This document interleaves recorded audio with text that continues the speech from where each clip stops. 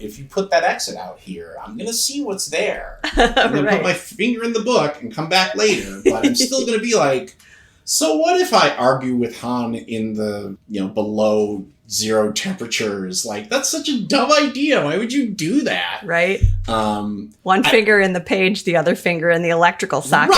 Right.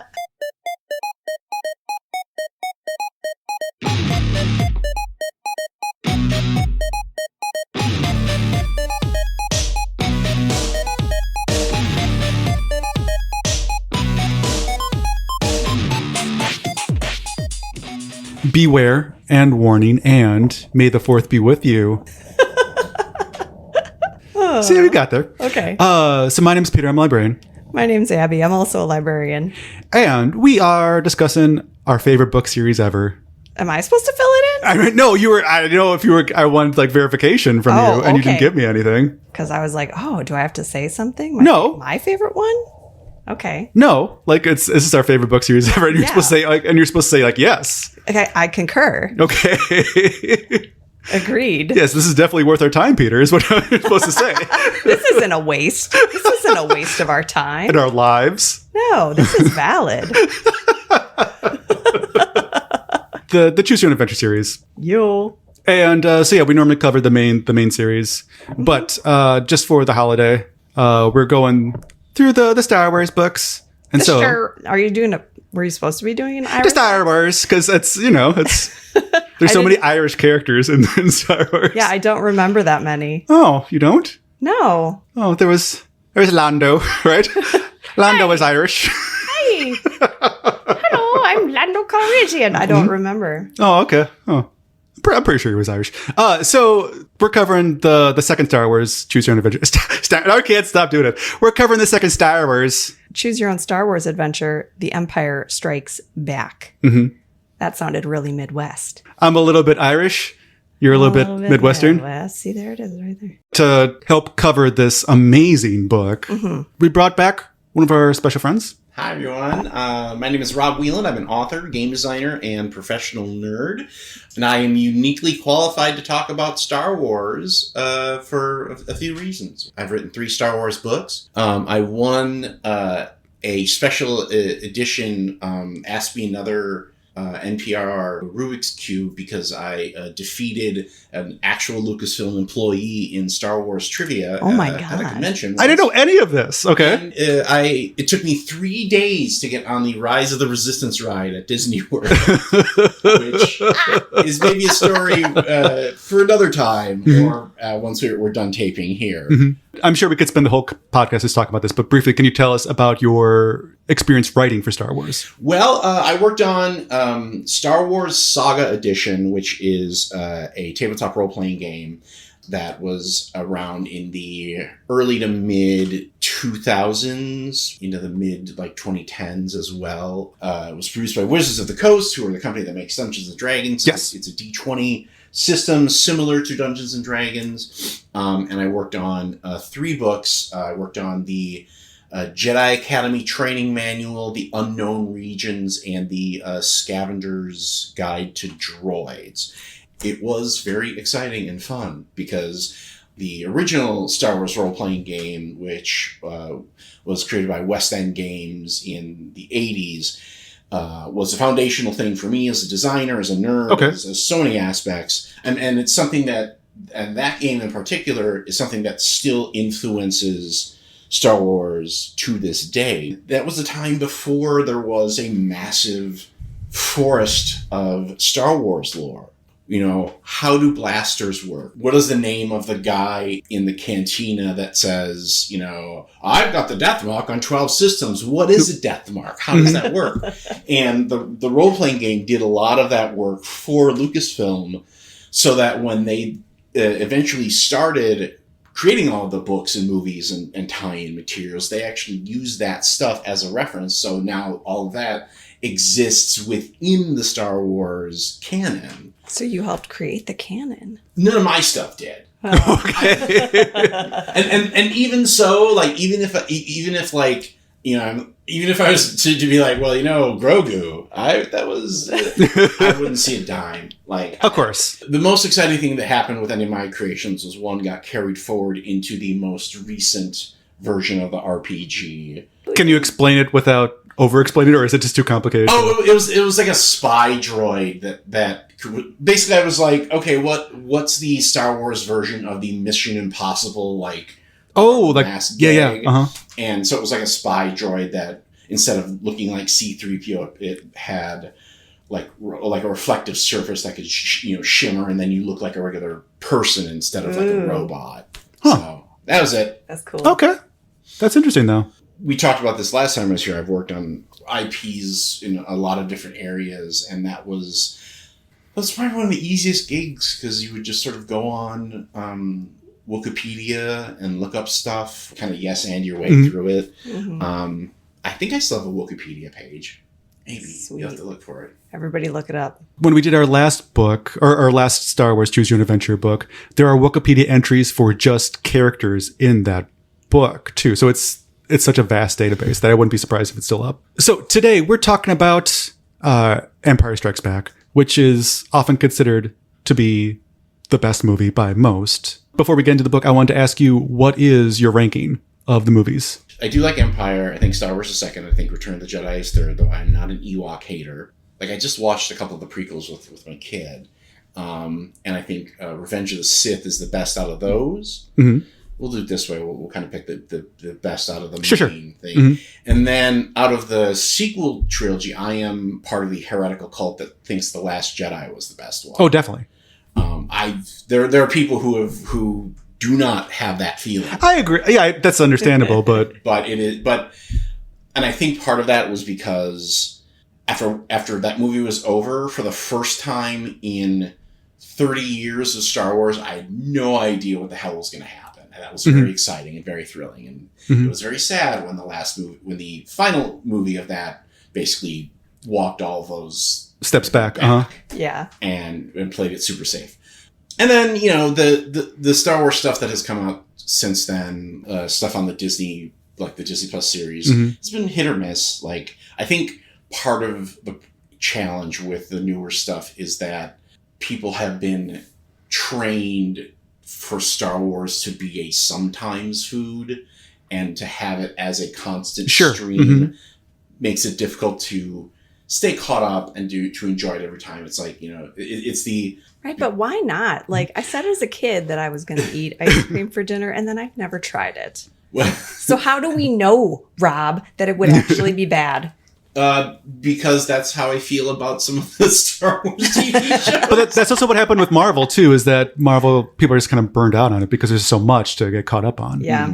And to feel like to feel like you stay on top of it, it's very difficult. Well, and it's hard to know, like, in which order they fall into stuff. Like, where does Mandalorian fall in the canon of, like, all of the films? And then where does, like, the Bad Batch fall in? Is there, like, a 10-year-old who can tell me this in 5 to 10 but minutes? There's probably a 30-year-old who can. Oh, no, then never mind. Hard pass. Skip that. I'm the kind of Star Wars fan where I just appreciate it, And right. I'm happy that it's happening to me, And sometimes I watch it and I'm like, well, that was not good. And then I move on.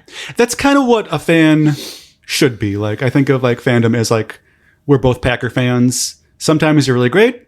Sometimes they're really bad. And you just kind of have to go with the flow and not let it ruin your life. Right. But like I've said before, I do have fandoms where it does ruin my life when there's bad stuff that happens in the Harry Potter fandom. But I think that's a certain situation where she's ruining her legacy. Right. She's a butt. So, like, I know the past few years I've kind of felt this fandom go more low key compared to some of my other stuff.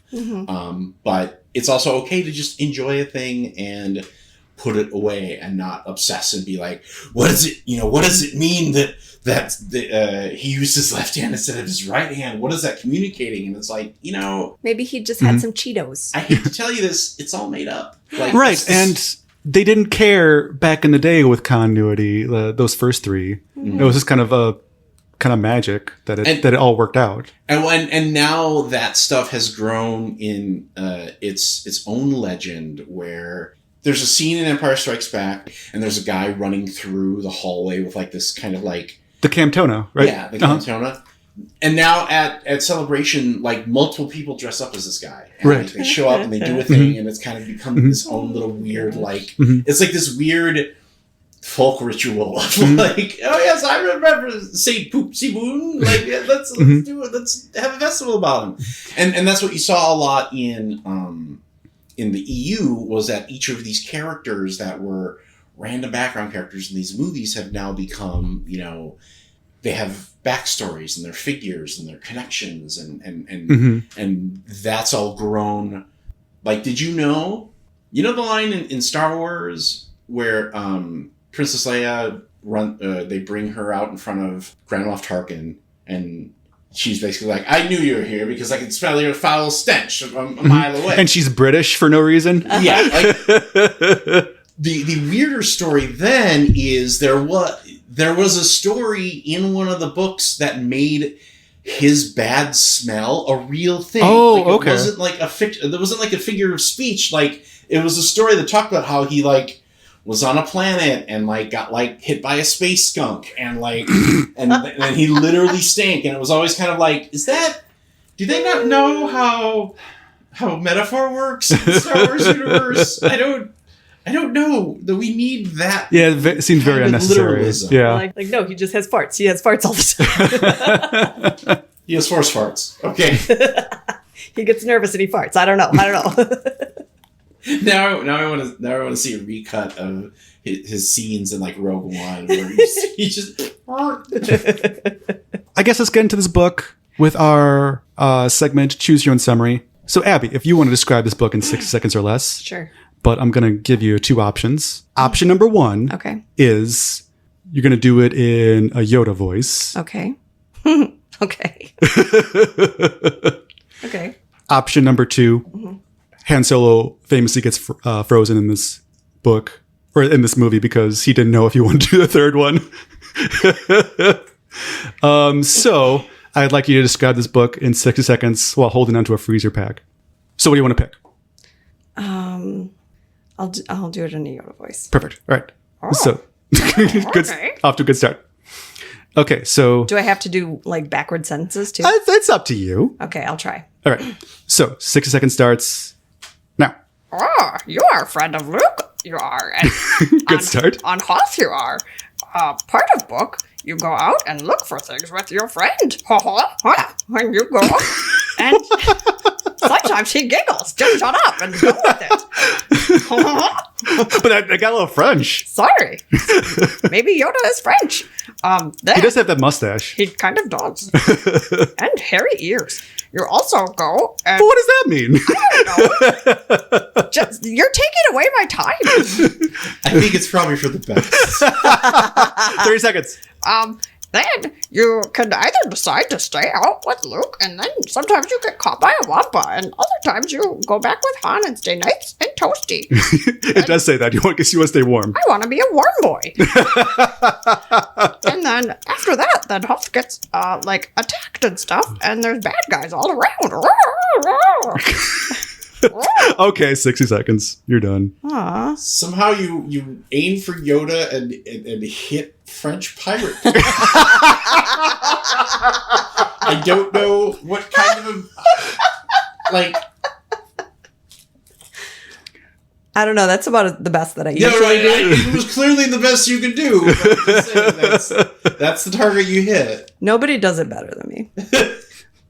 Honestly, Peter's tried one time, and it was really good. I get a little, I get more like Fozzie Bearish. Oh yeah. Yeah. Waka, waka, waka. Good day. Well, we were talking off mic. Yeah. Because I was listening to our first episode where we covered the New Hope book. Mm-hmm. And first of all, we were a lot funnier a year ago. We were definitely a lot funnier. I'm sorry. But also, because I wanted to just kind of refresh up that first book. And I really liked that first book. You didn't. And then we were talking a little bit off mic that you actually like this book better than that first one. And I could not disagree more. Yeah, you're wrong. Well, that's what we're here to talk about. And then Rob could be the tiebreaker. Yeah.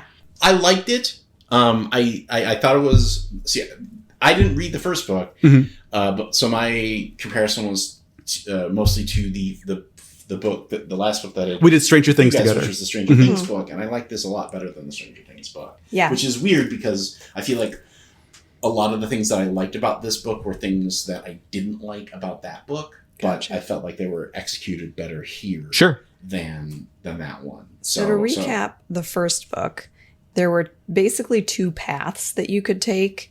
You could follow identical path of the movie, or you could do this one deviant path and become a Sith Lord. Yes. And that was it.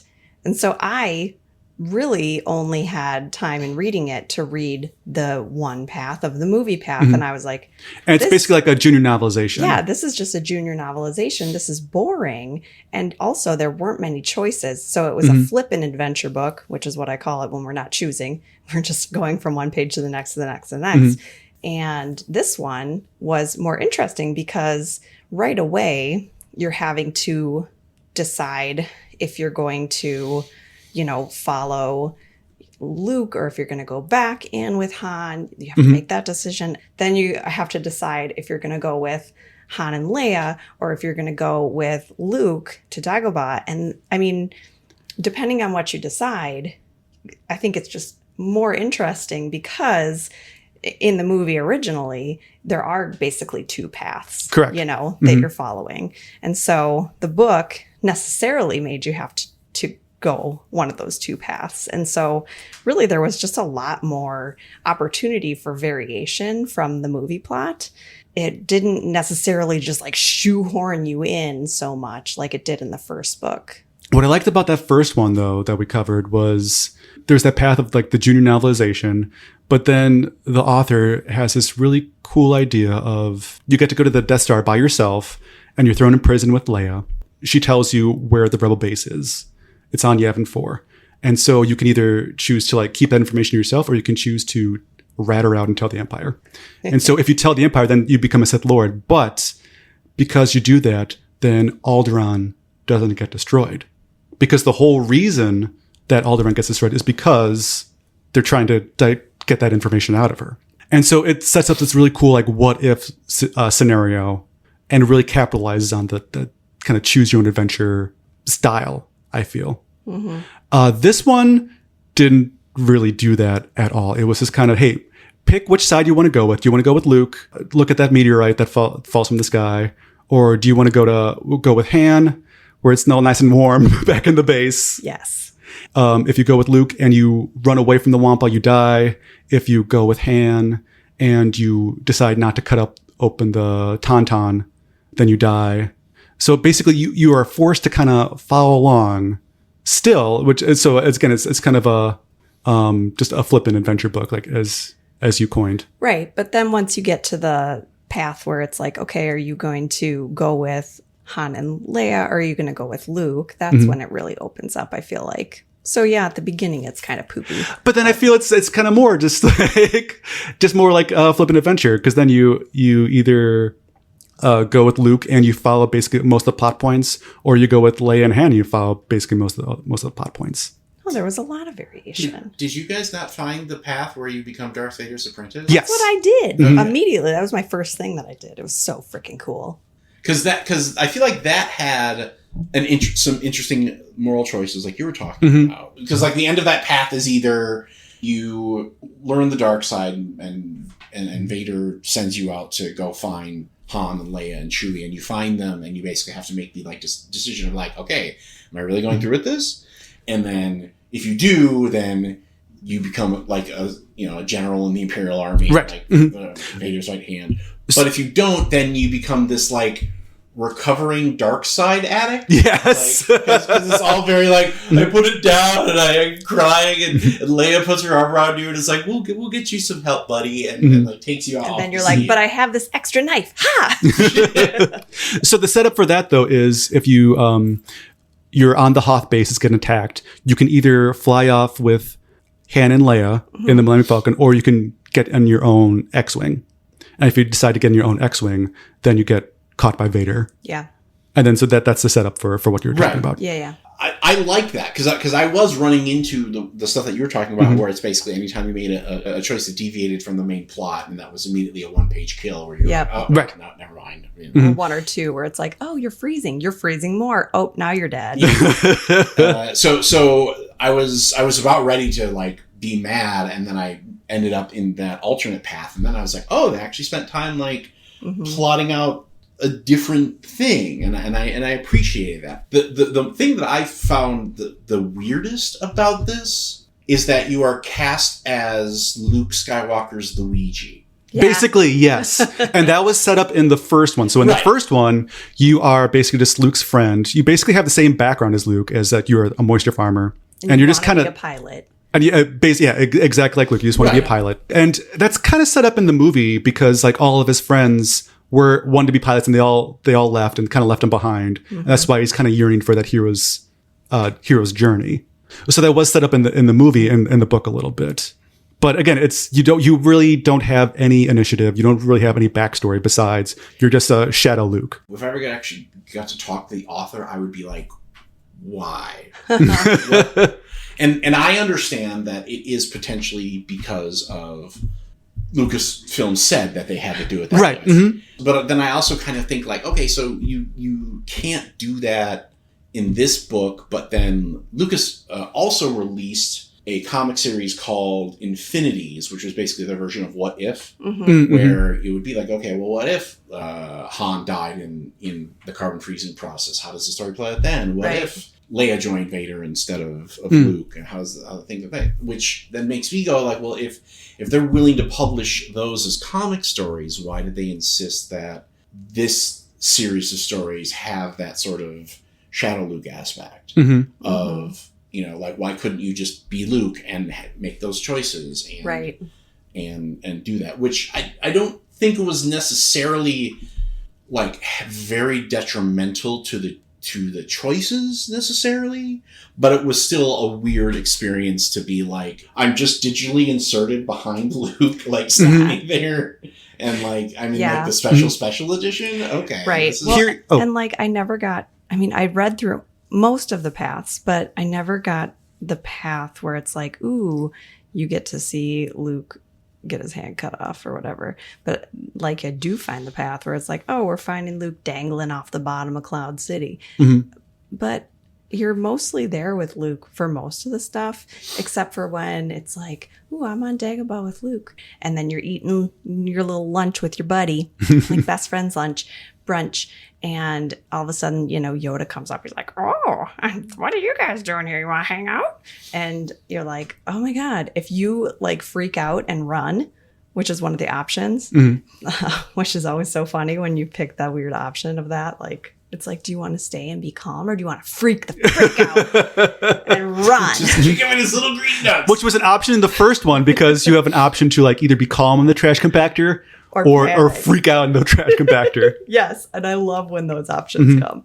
So if you panic and run, you get lost in like the jungles of Dagobah, and you're lost for a long time.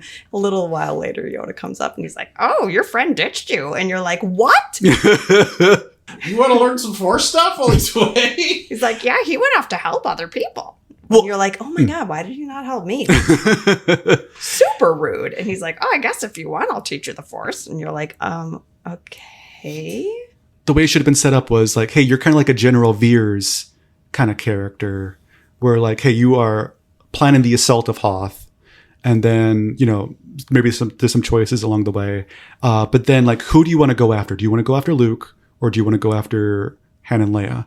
And then like, you know, at some point, maybe you can switch allegiances and like try to help the rebels at some point instead of just the story as we know it. Yeah. I mean, anytime we're doing one of these where it essentially feels like you're just doing a junior novelization, it can be a little bit like, oh, this is really taking me a while to get through the story. I feel like that the author had a good grasp on the characterizations of each of the main characters. Definitely. But it also kind of felt like it felt like an old video game where like you'd be playing and then all of a sudden like they pop up the full motion video clip and then you go back to your crappy graphics and you're like, you know, or like, in between stages of Super Star Wars, they just have a pixelated like picture from the movie. You're like, I remember that, and then you go back to jumping around and killing Womp-Rats or whatever. Yeah, exactly. That's how it really felt. It's like, oh, I actually am having my own plot point. Like, I'm with Yoda and he's going to train me. And then it's like, the end. What? It was fun when you had those moments where it's like, I'm on the dark side now. And now I'm going to go and kill like Leia and Han and Chewie. And then it's like, I get there and I have a crisis of conscience. And now I'm like the bad side addict recovering. So, and I think you made a good point about, because this story has that parallel structure, it seems like there's a lot more room in between the two to do stuff. It doesn't always execute that way, but it feels more like you're just off screen, as opposed to you're either doing a weird parallel plot line that isn't real, that is just kind of there, or you're also stuck, just kind of watching and being like, oh, this is the part where Han gets captured, like right. Like, I naturally assumed that whenever you did get one of those choices where it was basically, do you do the thing on the movie or do you go in a different way, that, obviously whatever that plot line is, that is the not movie, is going to be a short route to an end. Right. You almost insta-die usually. Yeah. I wish there were more versions of those where you at least got through like 2 or 3 entries. Oh, definitely. Before they're like, oh, well, the end. Like, right. The longest one for sure was the Darth Vader one, where you go off on your own X-Wing and then get captured. And that one is the one where then you end up in Cloud City and then you interact with Han and Leia when they get there. You can either work with Lando and try to get everybody free, or you can like just ignore Lando too. Right. So, and I think too, like you were talking, Rob, like how there's a lot of room for play between like the 2 storylines of Luke and Han and Leia. I mean, I think too, like as a reader of this, that there's those 2 storylines are going to come together at the end. And so I think for you as the reader, it's like, oh, I mean, I'm going to interact with one of these 2, all 3 of them, no matter what. You brought up that it all comes together at the end. To me, this book kind of felt like a big 8, almost like you have your main branch where it's like, hey, you can either go off with Luke to look for the meteorite, or you can go with Han and go back to base. But no matter what you do, as long as you do the quote unquote right thing and don't die, both those branches end up back at the base, and then the Hoth attack happens. So I think we waste a lot of pages and a lot of time kind of getting to that middle point anyway. That's true. Where we could have just had more variants of having more dark side pages and more just what if scenarios. And we could have just started at that attack. Yeah, or starting at like the Tauntaun part. That would have been fine too. Like, that's probably why the Darth Vader path is probably my favorite, just because it was new and unexpected, which is weird because you're reading a book that is, in theory, a story that you understand. But to me, the joy of these books are that, no, you get to make your own version of this. And that felt like it was the one where you got to make your own version of the story. Yeah.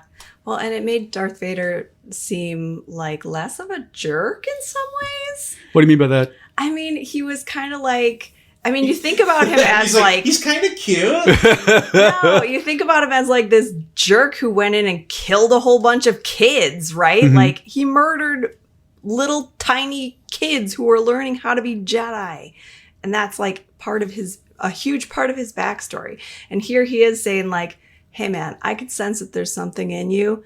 And I'm going to train you, and then I'm going to kill my son probably, because he's not going to want to do that. So like, how about you become my like number 2 dude? And you're like, oh. Was there an ending on that path where you actually fight Luke? Or did I? No. No, there's an ending where you fight Darth Vader and you get your butt kicked. Yes. There's also an ending where you fight Vader with Luke. Yeah. But I don't remember an ending where I got to fight Luke. Because that seems like it would be... That would be a good one, though. A good one. Or if you could continue that thread into the Return of the Jedi book, but I'm assuming that that strikes me as also maybe kind of a weakness of these books, is that if you're mirroring the journey of each of these characters within that specific thing, that means that you don't, like, I know that it's hard to continue choices through different books, Right. though I think you could maybe do something in the later books where, because I used to read the Lone Wolf series. I think we talked about this. Yes. Yeah. And they would often have elements where, like, hey, did you meet this guy in a wagon on the road to so and so? If so, flip to this page, and then you still kind of got that through line through all of them. Right. And it seems like because each of these is starting with that baseline of, you are Shadow Luke. I mean, that's the name of it. Sure. Yeah. Basically, yeah. You're starting there, regardless of whatever choices you make in the other books, and that kind of makes them less effective as choose books. Mm-hmm. So it would be cool if you could continue that thread into the third book and have like a showdown with you and Luke. It's like, no, my best friend. No. It would be like the classic Anakin versus Ben Kenobi situation, you know? I liked it as a storyline better than Force Unleashed. There's a video game series where you played as Vader's secret. Yes, it's basically God of War, but for Star Wars. Yeah, and it was like this kind of alt timeline where you played as like the apprentice that he created, like a Shadow Apprentice. Shadow Apprentice to overthrow Palpatine, but it also had this, like you said, God of War kind of over the top stuff where you could use the Force to like bring down a Star Destroyer, and like crumple like AT-ATs into like little wads of paper, and that's not how it works.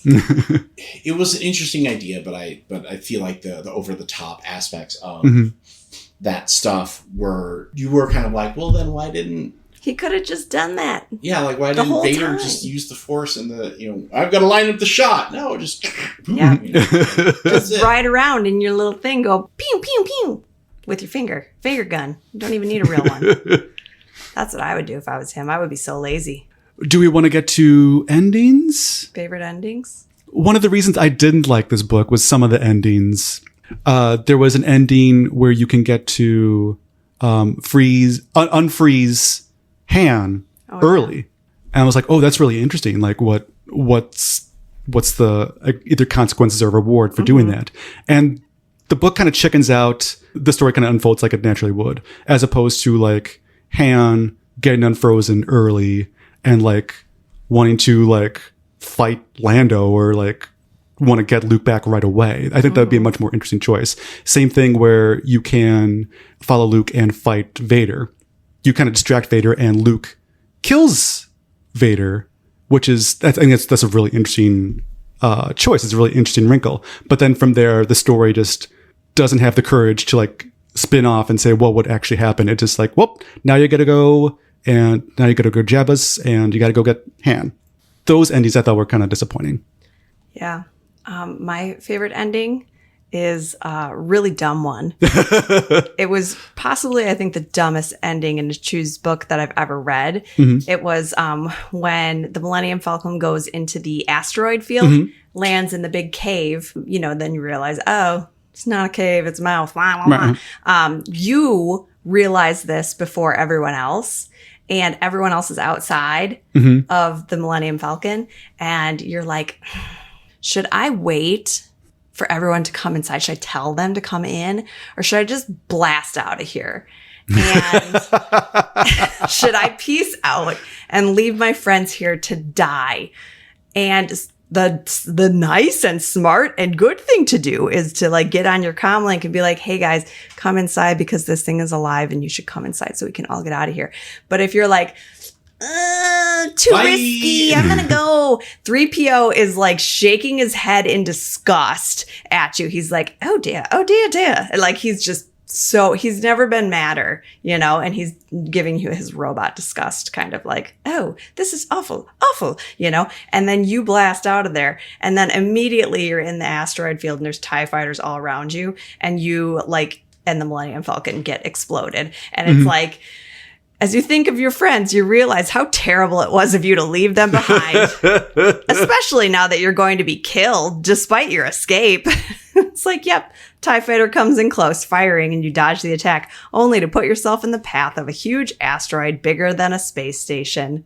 You get the choose crushed. book is like, you are a bad person. You should feel bad. Yep. Everything you have chosen has led to this point where you should just feel like the worst, because you are. So yeah, that was the best ending I found, where I was like, I'm not going to choose this because it's horrible, but I want to see how it plays out. Because those are always fun endings where you get to them. You're like, who would pick this? There are choices that I made not because I myself was like, oh, I think this is the interesting choice, but I was like, I would need to talk about different weird endings. So like it was kind of the stress test of like, okay, if this book is going to suggest that I follow the path that I already know, but if you put that exit out here, I'm going to see what's there. I'm going to put my finger in the book and come back later, but I'm still going to be like, so what if I argue with Han in the, below zero temperatures? Like, that's such a dumb idea. Why would you do that? Right. One finger in the page, the other finger in the electrical socket. Right. I think my favorite probably was the Dark Jedi ending. Definitely. Just because it was so unexpected. Because every other time I had made a contra choice to the pacing or the plot of the movie, it ended in like 1 or 2. And the fact that I kept going, I was like, oh, so he actually spent time carving this out and working on it. But I did also like the you and Luke versus Vader. I do still wish there was a way to get to a like, okay, and now you and Luke throw down. For whatever reason, whether he gets corrupted or you get corrupted or whatever. That at least feels like it's a late breaking choice instead of the earlier ones, which either dead-ended right away or you only got the one sort of alternate path through the story. Yay. I still think it was more fun than the first one just because there were so many variations compared to the first one, where it was like, it was just the plot of the movie or you were a bad boy. Whereas with this one, I feel like you had more options. Well, I wonder if, well, I shouldn't assume, but did the same author do all 3 of these? Yes. Yeah. Yes, he did. Well, I wonder if after having written that first one, they were like, okay, now we can maybe push the envelope a little bit because both I know what Lucas will say no to, and Lucas is also going to be a little more flexible just based on the story. The first one came out in 98 and the second one also came out in 98. So I don't know if they came out simultaneously or just like within the same year, like a couple months after each other. If they're coming out in 88, I'm assuming, so that would have been what, the 20-year anniversary? 20-ish? I think that's when they came back to theaters. Yeah. Yeah, so they were probably written right around the same time. But even then, you're still probably writing one, then the other, then the other. Maybe Return of the Jedi, you end up being the palace dancer instead of Leia. Right. We don't know. Well, we will know next year when we read it. And then we won't know what to do after that. Oh my God. Hopefully they have just an Ewok one. Choose your own adventure, just Ewoks. Choose Your Own Adventure, the 2 Ewok movies. Yeah. Just put them Those are together. my favorite ones. Which Peter makes fun of me for. Do what you want. I was thinking more like it'd be funny if they did these, but for the prequels. Oh, right. I don't know if they have. No, they have not. It's just the 3 originals. Okay. They must Well, have- hey, Choose. We got some ideas for you. And my friend Rob is a writer. Yeah. So That feels like a weird monkey's paw at first. Of like, you get to do more Star Wars, but... You have to write for Jar Jar. Yeah. But you is Jar Jar Binks in all of them. You have to write all the quotes like, Misa don't know that's a good idea. So, a couple It should really quick. It should all be like, you listen to Jar Jar, you instantly die. Someone like, drop it kicks doesn't you even off the spell it plane. out. It's just like, no, you're dead. Go The back. end. Terrible. You were So- saying. So a couple of weeks ago, working on an in-depth article on the current Star Wars CCG that's out, and I've been playing it with my kiddo, and because of that, it seemed like a good opportunity to be like, hey, let's watch these movies because they only know the Star Wars story from me rambling on about it, and there's a series of like 6 little golden books that we got early on, and I read those over and over and over and over again. So they really haven't seen the movies. We sort of watching Phantom Menace, and within 2 minutes of Jar Jar, George Lucas, well, we put Jar Jar in these movies to have a character that kids could relate to. 2 minutes. He shows up. My kid was like, oh, can we just skip this part and like go to a part where he's not talking? And my heart swelled with so much pride. Like, especially because there is now this sort of, I don't want to call it revisionism, but like kids who grew up with those movies in the same way that I grew up with the original movies now view them as it was their first experience with Star Wars. So they view them very favorably. And there has been kind of this weird reclamation of like, people want to see Hayden Christensen doing Darth Vader stuff. They want more Obi-Wan Kenobi. And a lot of people were reckoning with Ewan McGregor as their first crush because of those movies. But for the most part, they're still like, yeah, but Jar Jar, nah. Yeah. We can leave him in the back. It's cool. He is still not aged well. Well, but even the actor has gone through a... Yes, because he came back for the Ahsoka. They did like a Double Dare Jedi themed game show, and he was the host for that. Oh, okay. Oh, really? No, but he was in one of the shows. Well, I think he was playing the same character. That I was see. Thing, Okay. And then he kind of he did like the background thing. It was like, oh, it's Jedi so and so. Well, good. Because they don't, for a while, they did not have a bunch of representation in a lot of the Star Wars movies. And then it's like, oh, great. Like, one of the only black dudes that we have is the most annoying character in the series. So I'm glad that they reinvented him as a good, like, less annoying character. Well, if we want to wrap it up with some plugs. So, Hair plugs. What do you got going on? Hair plugs. Sure. So, I'm an author, which means I primarily cover things about tabletop gaming for various websites on the internet. Yeah, I've got a steady supply of articles on the Forbes website. I also do reviews on EN World for a variety of games. I just posted one for an RPG called Heart, which is basically what if David Cronenberg ran D&D for you. Ooh, that's fun.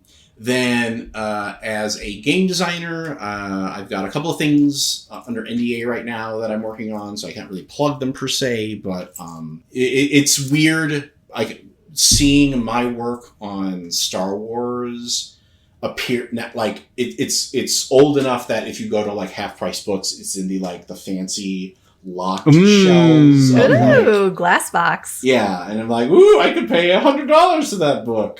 I don't know about that. What if it was a signed copy? Would it be more? Oh. So I kind of have a funny story about that. One of the books that came out was a guide to the Knights of the Old Republic comic book, which is written by a guy named John Jackson Miller. And he actually worked on the RPG stuff, which at that time was not very common at all. Like nowadays, it's like, oh, Matt Little wrote a D&D book, but back then it was very unusual to have people who worked on the thing that was being adapted write the RPG stuff. It was so popular that it was one of the first books that went out of print, and so he went on eBay and saw people selling this book for $75, $80, $90, and he's like, well, hey, I got a bunch of contributors copies. I'll sign them. I'll put them on eBay, and I'll make some easy money. None of them went for above $20. Ooh, wow. No. So it is what it is with that stuff. And then as far as being a professional nerd, I'm the host of Theater of the Mind Players. Yes. Which is a friendly local actual play show. We just finished a run of Star Trek Adventures. We're in the middle of a space horror action comedy game called Vast Grim, which I pitch as Red Dwarf set in the Doom universe. Fun. So it's very Evil Dead and kind of being very funny and then very gross and then back to being very funny. And we play Star Wars Saga Edition. We've played it on the show, so if you want to see what it's like to play it with one of the designers, you can go check that out on either our VOD or our podcast run. Awesome. Love it. We'll link to it. Yeah. Awesome. Thanks, guys. You betcha. All right. Well, thanks for coming on. Yeah. Always a blast to talk nerd Always stuff. a blaster. Hey. Hey. You guys got to let me know when you want to start doing that Indiana Jones series. Yeah.